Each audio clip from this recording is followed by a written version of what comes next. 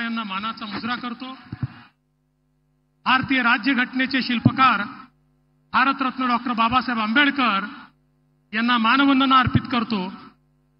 आणि आज आपल्या या वर्ध्याच्या पवित्र भूमीवर उपस्थित झालेले अखिल विश्वातील सर्वाधिक लोकप्रिय नेते आणि आधुनिक भारताचे निर्माते माननीय प्रधानमंत्री नरेंद्र मोदीजी यांचं मी वर्धेच्या वतीनं हार्दिक स्वागत करतो।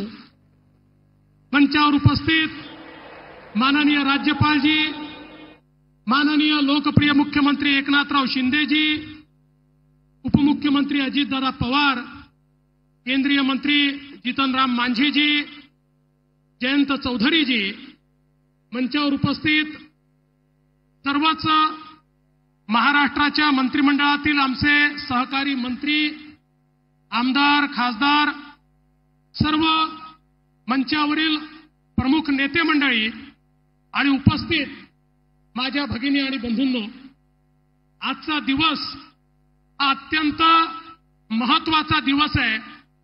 कारण आपल्याला कल्पना आहे की एकीकडे अमरावतीच्या मित्रा टेक्सटाईल पार्कचं भूमिपूजन आज होत आहे, दुसरीकडे आर्य चाणक्य कौशल्य प्रशिक्षणाची योजना सुरू होते, त्यासोबत अहिल्याबाई होळकर स्टार्टअपची सुरुवात होते आणि पीएम विश्वकर्माच्या अंतर्गत राज्यातल्या 2 लाख लोकांना या ठिकाणी त्याची मदत मिळते आहे। एकूण आपण विचार केला तर आज या एका कार्यक्रमामध्ये 6.5 लाख कुटुंबाचं चित्र बदलणार आहे, त्यांच्यापर्यंत रोजगार आणि अधिकारिता पोहोचणार आहे। मी माननीय प्रधानमंत्री महोदयांचं याकरता अभिनंदन करतो, ज्याला ज्याला आपल्या जीवनामध्ये परिवर्तन घडवायचं आहे त्या प्रत्येक व्यक्तीकरता माननीय मोदीजींनी संधी तयार केली। आज माझा सवाल आहे, इतके वर्ष झाले आमचा सुतार समाज लोहार, सोनार, कुंभार, मूर्तिकार, चर्मकार, मिस्त्री, नावी, टेलर, धोबी या सगळ्या घटकांचा विचार कुठल्याच सरकारने केला नव्हता, पण त्यांचा विचार करणारे देशातले एकमेव नेते कोणी असतील तर प्रधानमंत्री माननीय मोदीजी आहेत, ज्यांनी या 12 बलुतेदारांना, या मायक्रो ओबीसीला या ठिकाणी प्रधानमंत्री विश्वकर्मा योजनेच्या अंतर्गत ज्या प्रकारे प्रशिक्षण दिलं आणि केवळ प्रशिक्षण नाही, त्यांना त्या ठिकाणी रोजगार वाढवता यावा म्हणून वित्त सहाय्य केलं, त्यांचं जीवन पूर्णपणे बदलण्याचं काम आज या ठिकाणी होत आहे।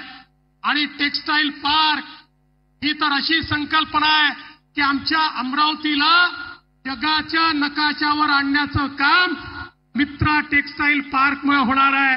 मी माननीय प्रधानमंत्री महोदयांचे आभार मानतो। आम्ही त्यांना विनंती केली होती की आमच्या अमरावतीला तुम्ही टेक्सटाईल पार्क द्या, मुख्यमंत्री असतील, मी असेल, दादा असतील, आमच्या नवनीतताई राणा असतील। मुख्यमंत्री महोदयांनी देशात 7 पार्क दिले, त्यातला एक पार्क आपल्या अमरावतीमध्ये दिला, ज्या एका पार्कमुळे जवळजवळ 3 लाख लोकांना रोजगार हा त्या ठिकाणी मिळणार आहे। आणि कापसापासून कापडापर्यंत आणि कापडापासून फॅशनपर्यंत सर्व प्रकारचं इंटिग्रेशन हे त्या ठिकाणी होताना आपल्याला दिसणार आहे। खरं म्हणजे मी जास्त बोलणार नाही, पण एवढंच सांगतो, प्रधानमंत्री महोदयांनी जी काही हे परिवर्तन सुरू केलेलं आहे ते परिवर्तन महाराष्ट्रात देखील आम्ही सुरू केलेलं आहे।